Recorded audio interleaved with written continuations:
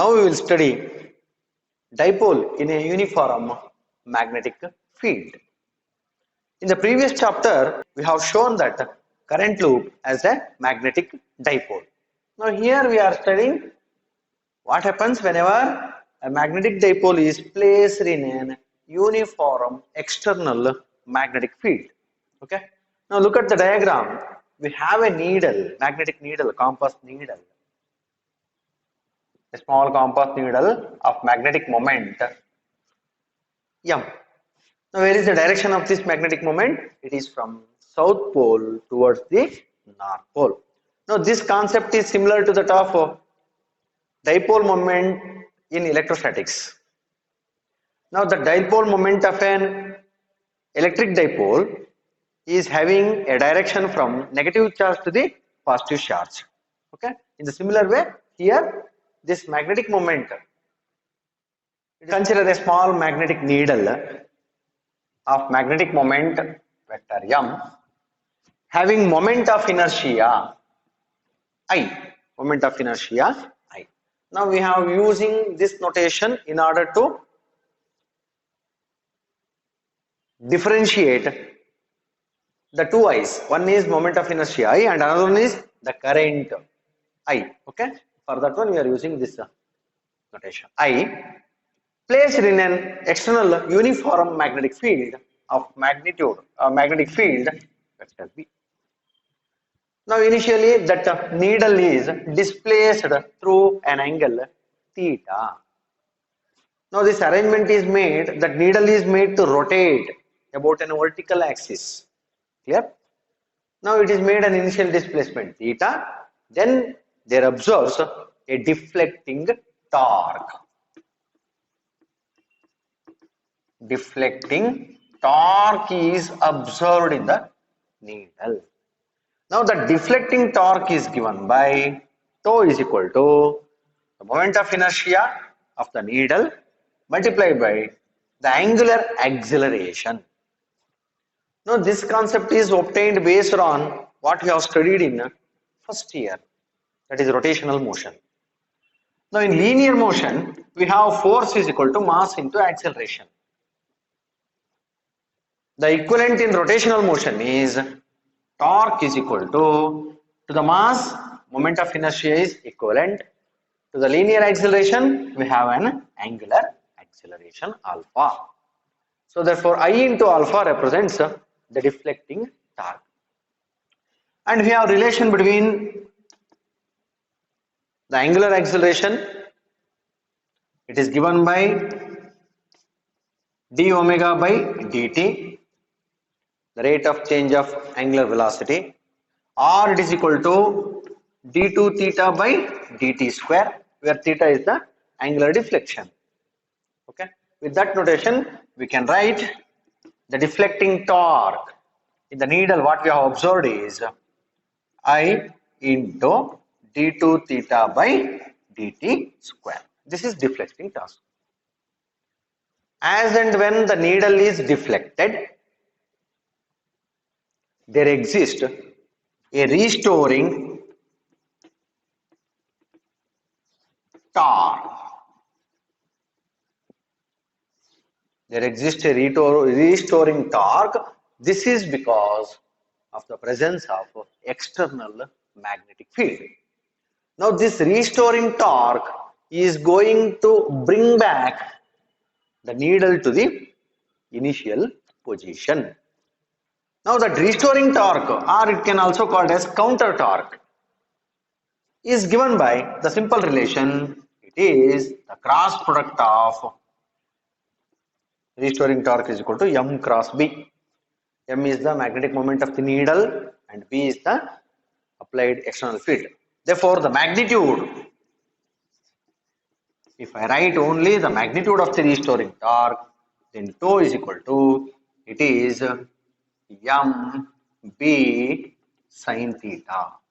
M B sin theta is the restoring torque. Now what is theta here? It is the angle between the magnetic moment of the needle and applied external magnetic field.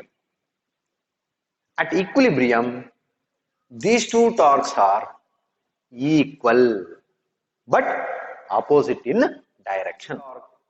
The deflecting torque is in the anti-clockwise direction, then obviously the restoring torque is in the clockwise direction. They are in opposite direction. Therefore, at equilibrium,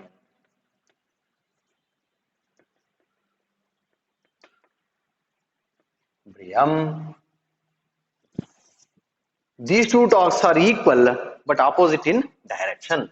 Therefore, the deflecting torque, that is moment of inertia I into d2 theta by dt square, that should be is equal to the restoring torque with a negative sign. Why we are introducing negative sign here?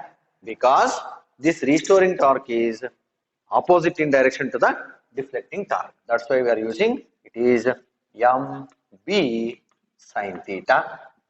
Okay. For small angle of deflection, we can take sin theta nearly is equal to theta. Therefore, I into d2 theta by dt square is equal to minus mb into theta, or d2 theta by dt square is equal to minus mb divided by I into theta. Now look at this expression. Now this expression is similar to that of expression for simple harmonic motion that we have studied in first year. That is, a particle executing simple harmonic motion is given by the equation d2x by dt square is equal to minus omega square into x. So therefore, this relation resembles the simple harmonic equation relation, and hence that magnetic needle, it tends to oscillate. It is going to execute simple harmonic motion. Here what you have taken omega, it is the angular frequency that we know. Now comparing these two equations, what we are going to get? Now in place of omega square, I am having mb divided by I. Therefore, omega square is equal to mb divided by moment of inertia I, or the angular frequency omega is equal to square root of mb divided by I. That is moment of inertia. Now I am in need of what is the time period of oscillation of that magnetic needle. Therefore, I will write 2 pi by t is equal to under square root mb by I. I want t, therefore t is equal to, rearranging the terms, I will get 2 pi into square root of I by mb. So this relation represents the time period of oscillation of this magnetic needle in the presence of an external magnetic field. Now this is for 5, they will ask for 5 marks if they ask. Okay, obtain the expression for time period of oscillation of a magnetic needle when it is placed in an external magnetic field. Now this is a time.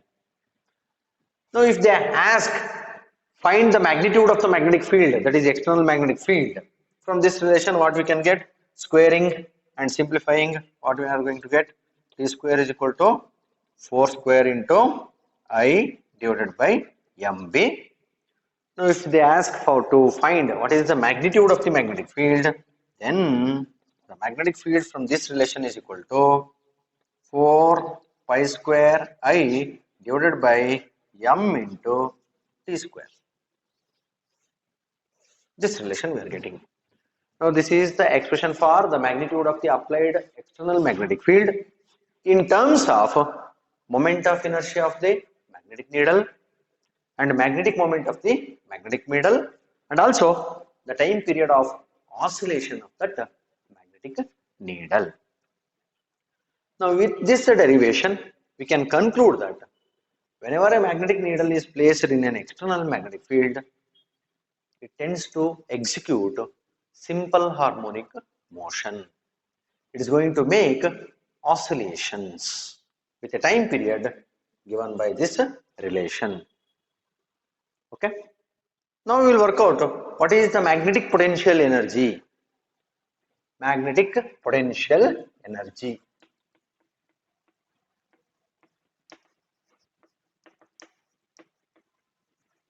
Now this is worked out similar to that of electrostatic potential energy whenever an electric dipole is placed in an external electric field.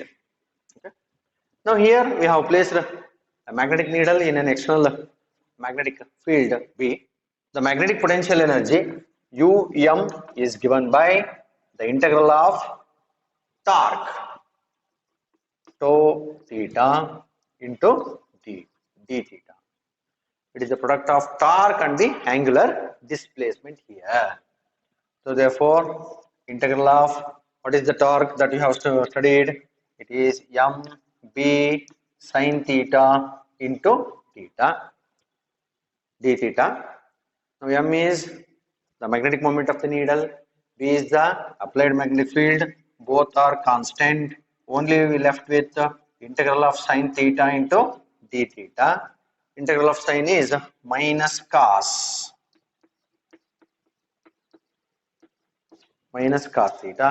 Therefore, the expression for magnetic potential energy of that needle is given by minus mb cos theta.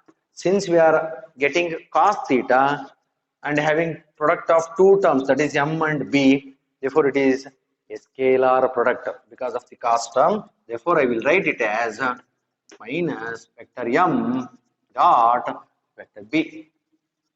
Now this is exactly similar to that what we have studied in the case of electrostatics. In the case of electrostatics, we have electrostatic potential energy U is given by minus P dot E that we have studied. P is the electrostatic dipole moment and E is the electric field. These two are exactly resemblance. Therefore, the needle has minimum and maximum potential energy. That cases we are going to study. The first case, okay. If theta is equal to 0, if theta is 0, then cos 0 is 1.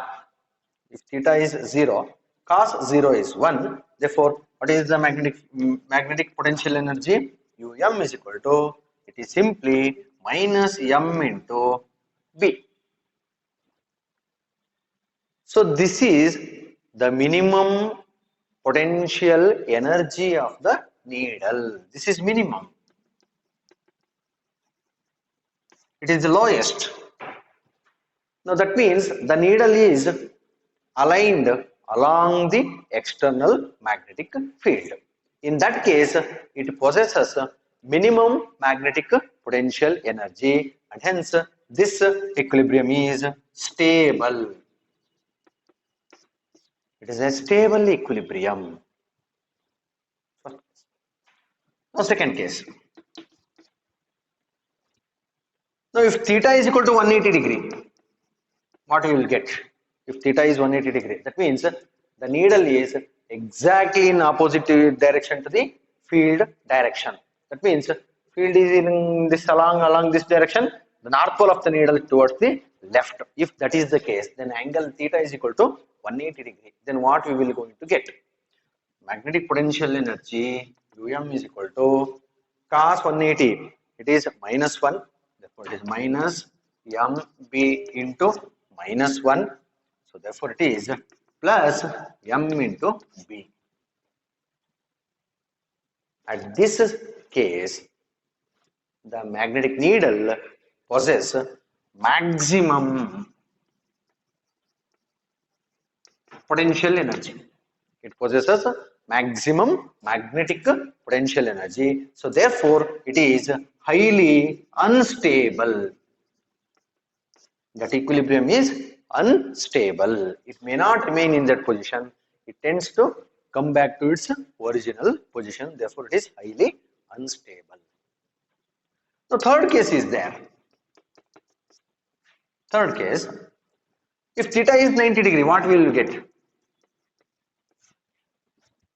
So if theta is 90 degree, cos 90 is 0, therefore potential energy, magnetic potential energy becomes 0. So therefore, that magnetic needle has 0 potential energy when magnetic needle is perpendicular to the applied magnetic field direction. Clear? Now we will work out simple problem.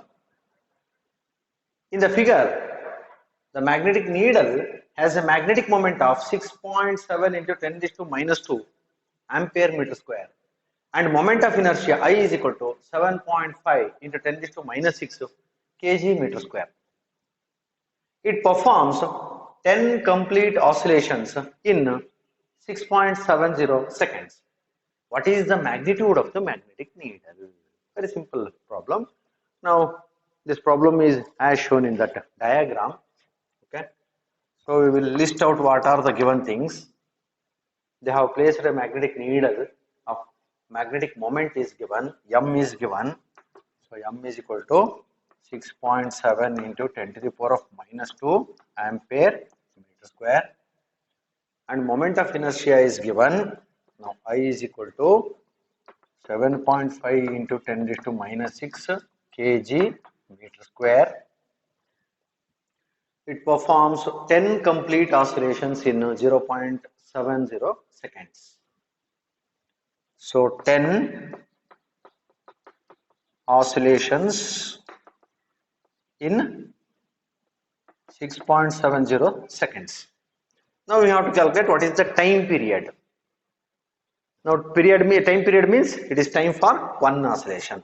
Therefore, time period T is equal to time taken 6.7 divided by number of oscillations. So it is equal to simply 0.67 seconds time period. Now what they have asked, what is the magnitude of the magnetic field? We have to calculate magnitude of the magnetic field. Now we know the expression for the magnetic field. Now B is equal to 4 pi square I divided by M into T square. That is the formula. Just we have derived in the previous session. 4 pi square I divided by M into T square. So just substitute and simplify. 3.14 whole square. Now I, moment of inertia, it is 7.5 into 10 raised to minus 6 divided by magnitude 6.7, magnetic moment 6.7 into 10 raised to minus 2, time period 0.67 whole square. Okay. Now take the calculator and simplify it. 4 into 3.14 into 3.14 into 7.5 divided by 6.7 divided by 0.67 divided by 0.67 is equal to, I am getting 98.35. Now I will adjust the powers. Now here it is 10 raised to minus 2. If you take to the numerator plus 2, here it is 10 to the power of minus 6. Therefore it is 10 to the power of minus 4, or the magnetic field is equal to 10 to the power of minus 4. The magnetic field is equal to 9.835 into 10 raised to minus 3 Tesla. 9.835 into 10 raised to minus 3 Tesla. One more problem. A short bar magnet placed with its axis at 30 degree with an external field of 800 Gauss experiences a torque of 0.016 Newton meter. A. What is the magnetic moment of the magnet? B. What is the work done in moving it from its most stable to most unstable position? C. The bar magnet is replaced by a solenoid of cross-sectional area 2 into 10 to the power of minus 4 meter square and 1000 turns, but of the same magnetic moment. Determine the current flowing through the solenoid. Now this problem is as shown in the diagram. We have a short bar magnet which is placed in an external magnetic field making an angle of 30 degree. The axis of the bar magnet makes an angle of 30 degree with the magnetic field. Then we have to work out these 3 points. Okay. So let me start from here. Now, solution. Now first we will list out what are the given things. Okay. Given angle is given, theta is equal to 30 degree. Magnetic field is given, B is equal to 800 Gauss, but it is not in SI unit. So 1 Gauss is how many Tesla? 10 to the power of minus 4 Tesla. That we have to use 800 into 10 to the power of minus 4 Tesla. That is given. Torque is given. It experiences a torque. So is equal to 0.016 nanometer. First you have to calculate what is the magnetic moment, M. M we are going to work out. Magnitude of the magnetic moment. And second one is work done in moving it from most stable to the unstable. Work done. That we are going to calculate. And in the third part, a cross-sectional area of the solenoid is given. That means bar magnet anna one solenoid in the replace madidre ಆ solenoid na magnetic moment bar magnetic na magnetic moment same ಇರೋ ಹಾಗೆ ಅದರ number of turns ಕೊಟ್ಟಿದ್ದಾನೆ, area of cross section ಕೊಟ್ಟಿದ್ದಾನೆ, that is 2 into 10 to the power of minus 4 meter square area of cross section, and number of turns is 1000 turns. 1000 turns. Ittu heladre now what is the current flowing through that solenoid? Solenoid alli ಎಷ್ಟು current flow ಆಗ್ತಾ ಇದೆ. So ಹೀಗೆ ಮೂರು part ಅನ್ನು ನಾವು workout ಮಾಡಲಿಕ್ಕಿದೆ. Okay. Now part A first. Whenever a bar magnet is placed in an external magnetic field, it experiences with an angle theta. So therefore obviously it experiences a torque. The magnitude of the torque is given by the simple relation. It is mb sin theta. Okay. Now torque is given, that is 0.016. We have to calculate what is the magnetic moment. M we have to calculate. Magnetic field is given. It is 800 into 10 to the power of minus 4 into sin 30.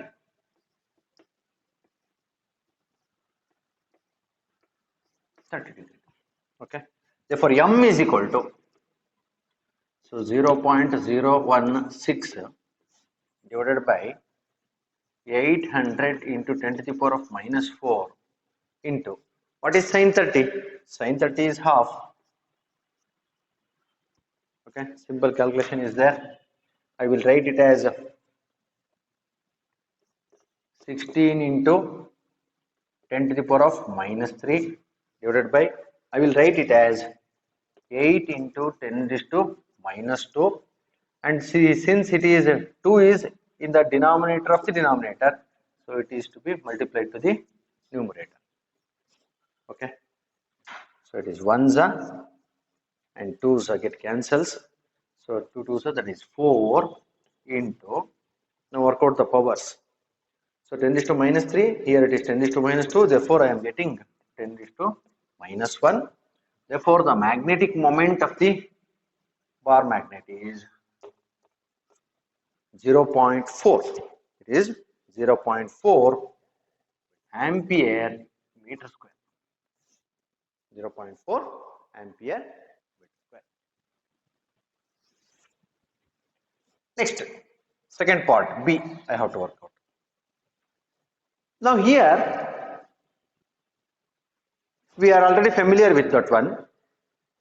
the bar magnet, if it is the axis of the bar magnet is in parallel with the field direction, then it is in most stable state. Therefore, most stable, when you will get more stable state, the potential energy is minimum, that is theta is equal to 0 degree. Okay, and most unstable,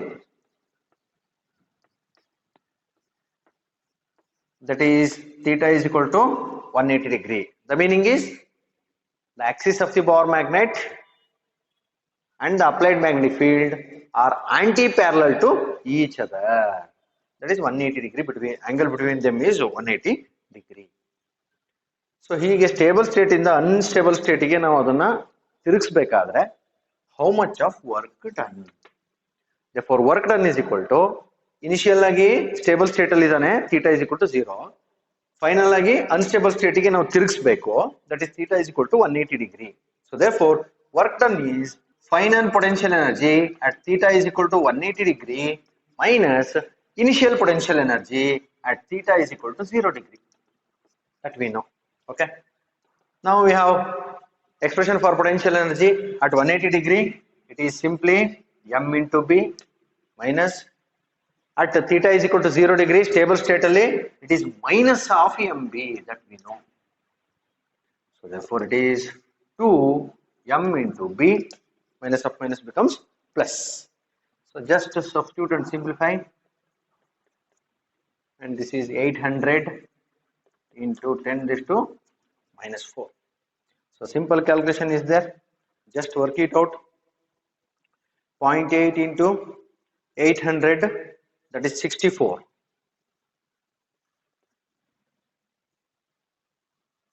Into 10 raised to minus 4, or it is equal to 6.4 into 10 raised to minus 3 joules. Now this amount of work is done in order to moving that needle from most stable position to the most unstable. Now third part, very interesting one. Now this bar magnet is replaced by a solenoid which has same magnetic moment as that of the bar magnet. If that is the case, then what is the current flowing through the solenoid? Now here the area is given and the number of turns is given. I have to calculate current. Now in the case of a solenoid, the magnetic moment of the solenoid is given by the number of turns, current flowing through this one, and area of cross section. So we are in need of current. Therefore it is ms divided by n into a. ms stands for the magnetic moment of the solenoid is same as that of magnetic moment of the bar magnet, that we have calculated 0.4.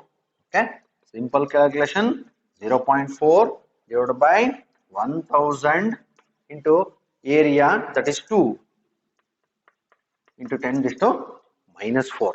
Now just to simplify this one, so 1000 and 10 raised to minus 4, if I simplify this one, I will get 0.2 here.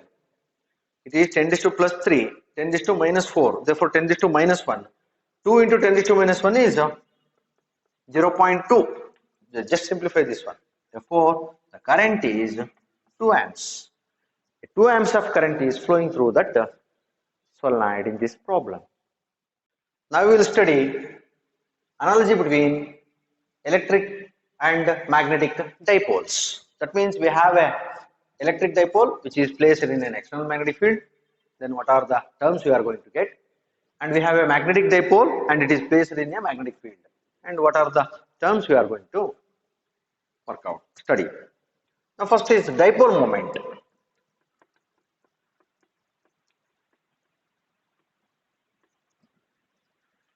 Now in case of electrostatics, the dipole moment, electric dipole moment is represented by the vector P. Vector P represents the electric dipole moment. Its magnitude is given by P is equal to 2A into Q. 2a is the distance of separation between that, and q is either of the charge. What is electric dipole? It is a pair of equivalent opposite charges separated by a small distance. That system we call it as electric dipole. In the similar way, magnetic dipole, it is a system having two poles. One is the north pole, another one is the south pole. They are also separated by a distance of 2L. Here we are taking 2L.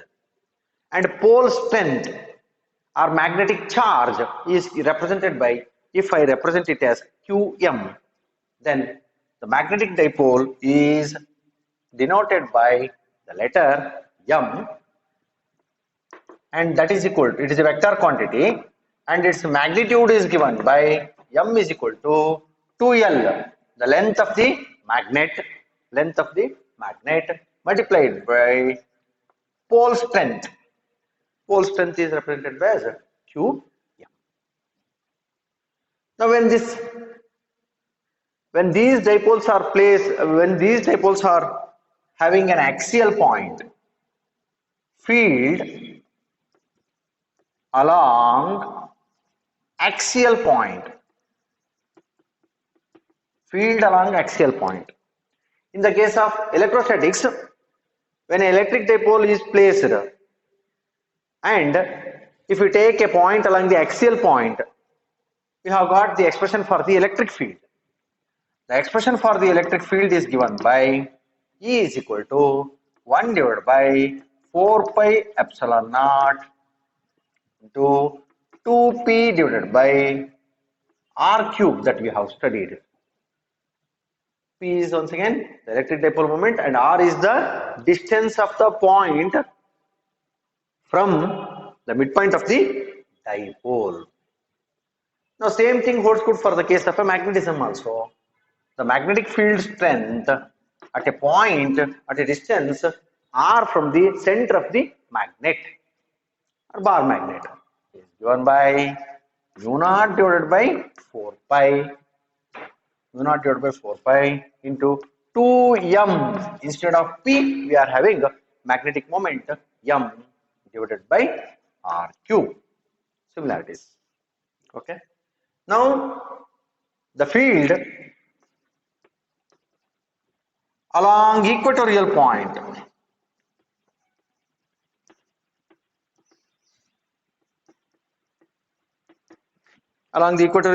we are having the expression now E is equal to minus 1 divided by 4 pi epsilon naught, we are having a negative sign, into vector P, dipole moment divided by r cube. Why you are getting negative sign?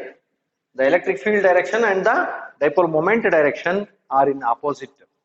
They are in opposite direction. The same thing holds good in the case of a magnetic field.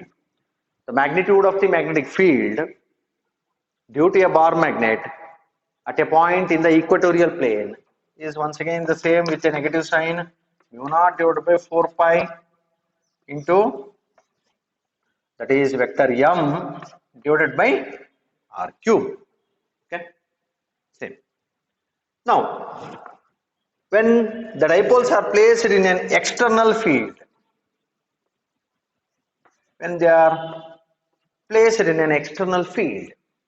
now torque, first concept is torque. Now the electric dipole, it experiences a torque is given by tau is equal to, it is P cross E that we have studied. It is the cross product of electric dipole moment and the external electric field. The same thing holds good in the case of a magnetism also. The torque experienced by the magnet in an external magnetic field is M cross B. M is the magnetic dipole moment and B is the external magnetic field. Then in the same external magnetic field, what is the potential energy? Potential energy of that dipole. Now potential energy, that is UE, here we have electrostatics. UE is equal to, it is simply minus P dot E R minus Pe cos theta. That is how studied. The same thing holds good in the case of a magnetism also.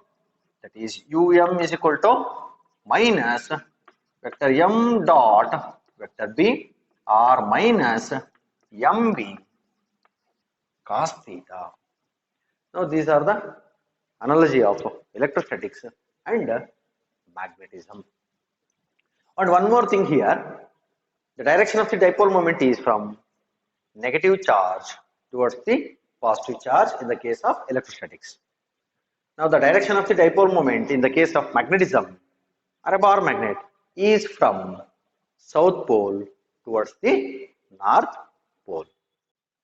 One problem, what is the magnitude of the equatorial and axial fields due to a bar magnet of length 5.0 centimeter at a distance of 50 centimeter from the midpoint? The magnetic moment of the bar magnet is 0.40 ampere meter square. Now this is a very simple problem. They have given a bar magnet.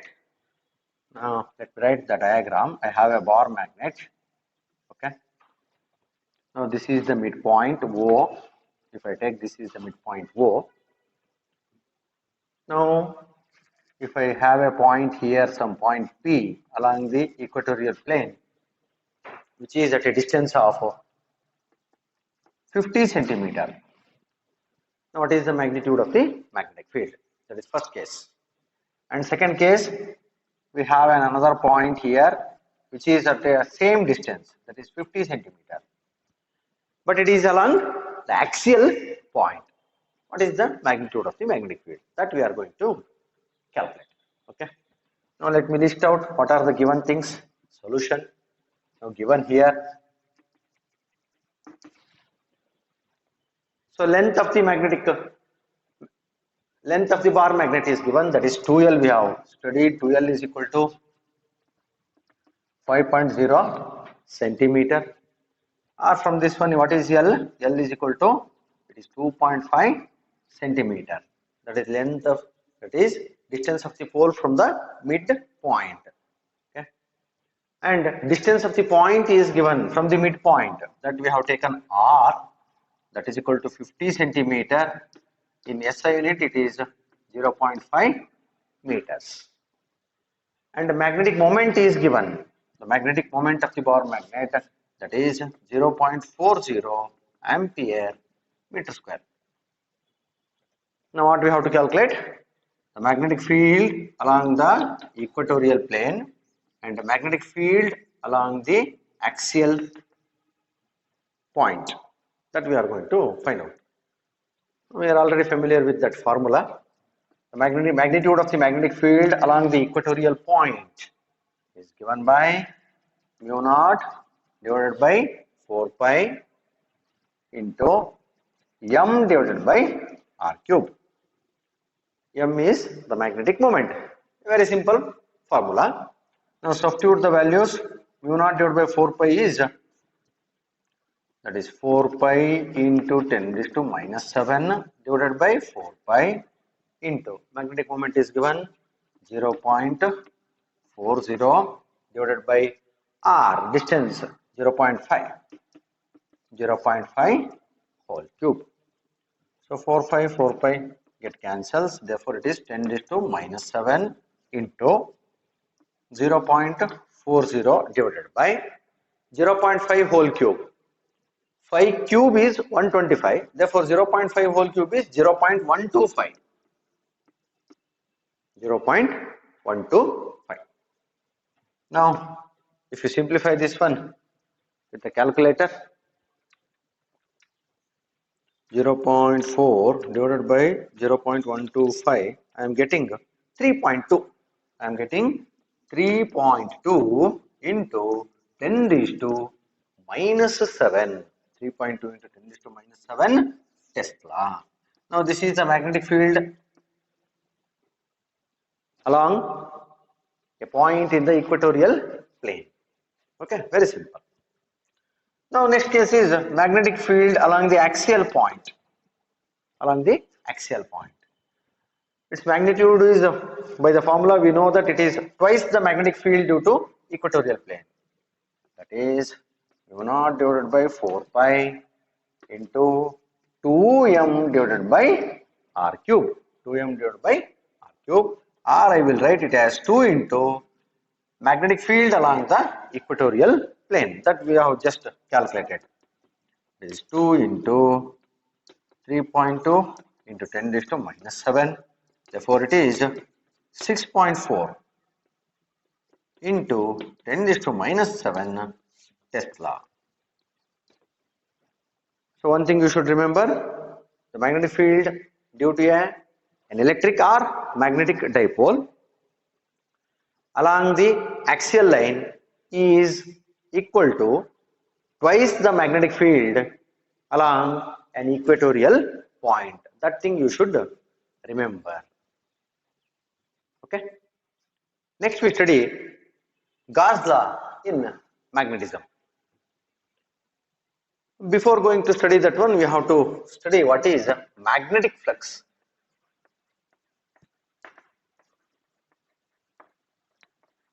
Phi B. Now this concept is similar to that of electric flux, that what we have studied in the first chapter. Now what is electric flux? The number of electric field lines crossing normally through a given surface. In the same way, we are defining the magnetic flux. Okay. Now consider a closed surface. Now that surface is present in an uniform magnetic field. Okay, if I take this as the uniform magnetic field. Okay. Now we have a closed surface here. Now how many number of magnetic field lines are passing through that closed surface normally? And that number of field lines crossing normally that closed surface is called as magnetic flux, and it is denoted by the letter 5B. Okay. Now if this surface has an total area A, S or A, then the magnetic flux is given by the formula magnetic flux is equal to, it is the magnitude of the magnetic field and the product of area vector. Now this is similar to that of electric flux. Okay. The electric flux what we have studied is E is equal to, it is the dot product of scalar product of electric field and area vector that we have studied. In the similar way we are having a magnetic flux, and that is given by the dot product of the magnetic field and the area vector. So sometimes here area vector can be taken as S and sometimes they will write it as A. Okay. So therefore, since it is a dot product, we have Bs into cos theta. Now what is theta here? It is the angle between the area vector and the field direction. Now how can you choose the direction for the area vector? For any given surface area, the normal drawn represents the direction of the area vector. Here I have taken this one. Now the normal drawn is like this. If I choose another area like this and the magnetic field is along this one direction, then where is the area vector? Now I am taking a perpendicular from here to the surface. Now this is the area vector, direction of the area vector. Now this is the angle between the area vector and the field vector. So therefore, the flux passing normally through a given surface, it not only depends on the magnitude of the field and it not only depends on the area, but it also depends on the angle of inclination or the angle between the field vector, magnetic field vector and the area vector. If the orientation is exactly perpendicular, surface orientation is exactly perpendicular, then maximum number of magnetic field lines passes through it, then the flux is maximum. If the surface is rotated, with certain angles, then the number of magnetic field lines goes on decreasing. If the plane of the surface is exactly parallel to the field, that means if I take a plane like this and its area vector is this one, and if I apply a magnetic field along this direction, this is area vector, then the angle becomes 90 degree. Then how many number of field lines will pass through it? No, not even a single field line will pass through it, and hence the flux in this case is 0. So therefore flux, either it is electric or magnetic, it depends on the inclination of the area with the direction of the magnetic field. That is magnetic flux. Then obviously, what is the SI unit of magnetic flux? We have magnetic field B, that's unit is Tesla, and area it is meter square. The SI unit of magnetic flux is Tesla meter square. Okay. Now after studying this one, now we will work out what is Gauss law in magnetism. Now we are already familiar with Gauss law in electrostatics. In the similar way, we are having a Gauss law in magnetism. Now in the case of electrostatics, we have studied the electric flux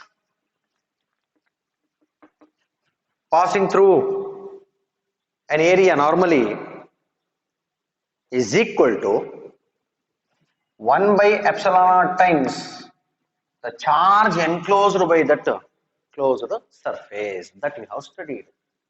Electric flux flowing through a given area normally is equal to 1 by epsilon naught times the charge enclosed. That is electric flux that we have studied. That charge enclosed should be a net charge. You should remember, it should be a net charge. Even though a surface is having, let me write here, I have one plus q charge and one more plus q charge, and here one minus q charge and one more minus q charge. I am having in this area this system. Even though this area contains charges, the electric field lines will never pass through it because the net charge is 0. ಎರಡು plus Q ಇದೆ, ಎರಡು minus Q ಇದೆ, therefore net charge 0. Net charge 0 ಆಯ್ತು ಅಂತ ಹೇಳಿದ್ರೆ electric field lines ಯಾವುದೇ ಕಾರಣಕ್ಕೂ pass ಆಗಲ್ಲ ಆ ಕೇಸಲ್ಲಿ. That is the thing. In the same manner we are studying Gauss law in magnetism. Now thus it states that the magnetic flux flowing through a closed surface is always 0. Magnetic flux flowing through a closed surface is always 0. That is, phi B is always taken as 0. Closed surface is taken as 0. Why it is taken as 0? Very simple. The main difference between the electrostatic Gauss law and magnetic Gauss law is the electric field lines, they do not form any closed loop, whereas the magnetic field lines, they form a closed loop. Since they form a closed loop, if you take any surface area, then whatever the field lines, magnetic field lines are entering, the same number of field lines are leaving. ಎಷ್ಟು field line entry ಆಗ್ತದೋ surface ಮೂಲಕ ಅಷ್ಟೇ field lines ಆಚೆಗೆ ಬಂದೇ ಬರ್ತದೆ, because they form closed loop. That is the reason.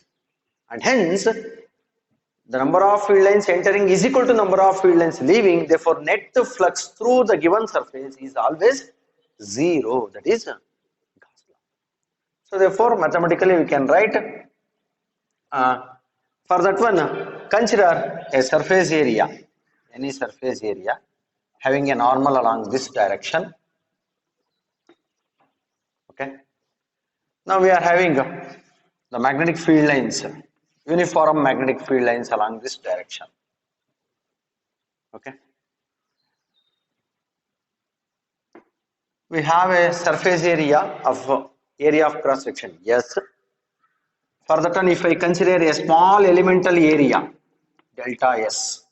Delta S is taken as the small elemental area through which magnetic field lines are passing.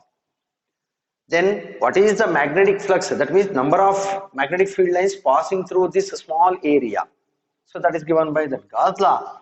Therefore, delta phi b.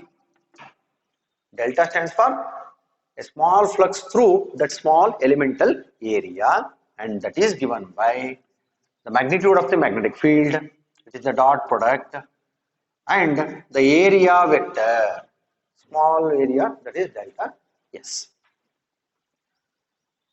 If you want to calculate what is the total magnetic flux through this entire area, then we are using the total flux phi b is equal to sigma delta phi b, that is equal to sigma b dot delta S. That notation we are using. Since the field is uniform, it is constant, therefore we will write it as sigma is applicable only for delta S. Sigma delta S, that is entire surface area. Therefore, phi b is equal to b dot. What is delta S?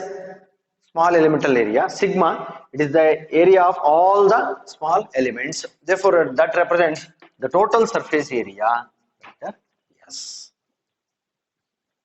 So that is the magnetic flux through that given area, and this is always is equal to 0 according to Gauss law. According to Gauss law. In some cases, we will take area as vector A. Now in that case, we will write magnetic flux phi b is equal to vector B dot vector A or BA cos theta.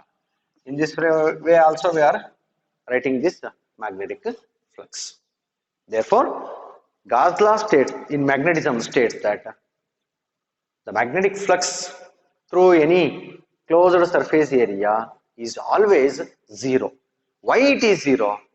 Since the magnetic field lines are forming closed loop, whatever the number of field lines are entering the area, the same number of field lines are leaving it, and hence magnetic flux is always 0. So mathematically we can write this way, or Gauss law mathematically we can write in this